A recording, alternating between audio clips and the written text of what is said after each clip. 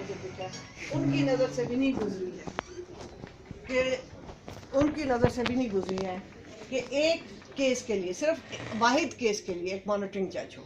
अलबत्ता ये ज़रूर है कि टेररिस्ट कोर्ट के लिए एक मॉनिटरिंग जज होता है, मगर वाहिद केस के लिए नहीं हुआ। शायद हम सब भूल गए हों, डायमेंशिया हमें हो गया हो, तो अगर लिख देते जजमेंट का नाम तो हमें भी बेहतर इतलात हो जाती। नंबर 2 बात यह है कि ये कह देना, ये मैं लीगल ग्राउंड्स पे जा रही हूँ, ये कहना कि सारी इंस्टीट्यूशंस फेल हो गई हैं, सिर्फ हम ही रह गए हैं जो कि हम सारा कुछ ठीक करेंगे, तो बड़ी अच्छी बात है कि एक इंस्टीट्यूशन कायम है तो उसको भी बेहतर कर लें। इसलिए क्योंकि अपने जज जो इनके सुप्रीम जुडिशल काउंसिल में जिनके ऊपर बड़े सीरियस चार्जेस थे, वो रिज़ाइन करके गए, पेंशन उनको मिल रही है और वो क्या ग्रेचुटी उनको मिली है। एक पनामा में है जिनका नाम, उनके ऊपर तो कोई कदरें नहीं लगाई कि 30 दिन या 40 दिन अभी तक बैठे हुए हैं।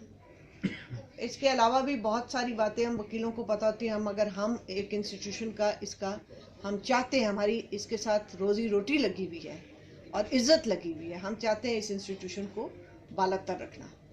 मगर मुझे लगता है कि इनको ये लिखना चाहिए था कि कोई इंस्टीट्यूशन उसको इज़्ज़त रास आ ही नहीं रही, और उसमें शायद ये भी शामिल है। दूसरी बात, इन्होंने जजमेंट्स दी कि जहाँ पे 184(3) में इन्होंने लोगों को डिस्क्वालीफाई किया। बड़ी माजरत के साथ आप देख लीजिएगा, या वो जजमेंट जो हैं वो ट्राइब्यूनल से आई हैं ऊपर, मैंने सारी आज चेक की, और या वो हैं जो कि ड्यूल नेशनैलिटी की, जो कि एडमिटेड था कि ड्यूल नेशनल है, या ये कि जी उनका जो था वो एडमिटेड था कि जी हम जो है हम ग्रेजुएट्स नहीं हैं।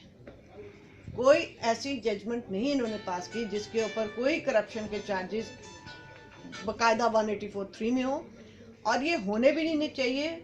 सिर्फ मैं ये एक बंदे के लिए नहीं कहती, फॉर ए लार्जर इशू नहीं होने चाहिए। बाकी रहा कि एक इनका पैराग्राफ, उस पैराग्राफ के ऊपर मैं इसलिए कमेंट नहीं करती हूँ क्योंकि मैं हूँ कक्केज़ई बरादरी, और वहाँ पे एक होती थी वड्डी गली जहाँ पे झगड़े होते थे ख़वातीन के। ये पैराग्राफ पढ़ के मुझे वो कक्केज़ई गली याद आ गई, और मैं समझती हूँ कि जो जुडिशल ऑर्डर होता है वो ज़ातियात से बालतर होना चाहिए, जुडिशल ऑर्डर को ज़ातियात पे नहीं आना चाहिए।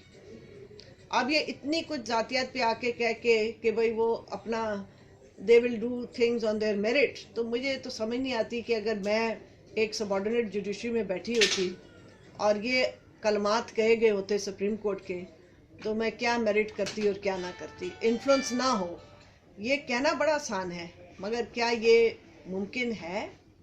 बाकी इन्होंने एक बड़ी अच्छी बात की, you can not fool people all the time. तो आप भी, मेरा ख्याल है हम सबको ये सोचना चाहिए कि हम सारे कब कब फूल होते रहे, क्योंकि नवाज शरीफ तो बहुत सालों से है, इसके कई केसेस इसी अदालत में चल रहे हैं, हमारी अदालत में तो नहीं चल रहे ना वकीलों के। तो कौन कौन फूल होता रहा है, ये भी एक बड़ा लम्हा फ़िक्र है। और जब यह जज साहिबान इनके पास जाते थे कि हमें बहाल कर दिया जाए, शायद उनको तब नहीं पता होगा, मगर ये तो हमें, जैसे हम तो आम पब्लिक हैं, हमें तो ये अंदाज़ा है कि यहाँ पे जो सियासतदान हैं वो कोई साफ़ सुथरे नहीं हैं, हमें तो ये अंदाज़ा है, हम फूल नहीं हुए। मगर हम इस बात पे भी नहीं फूल हो सकते कि उनको नकाला इस बात पे गया है कि जी वो डिसऑनेस्ट है, क्योंकि यहाँ पे डिसऑनेस्टी के जो हालात हैं वो हर इंस्टीट्यूशन में है अनफॉर्चुनेटली। मैडम ये बताइए कि एक शेर भी लिखा गया है जज साहब की जानिब से, उस पर क्या तबसरा करेंगे? हाँ, साहब अल्लामा इकबाल बन गए हैं। Thank you. उन्होंने नासिर को दे देना, उन्होंने मैं प्रॉमिस किया था, मगर मैंने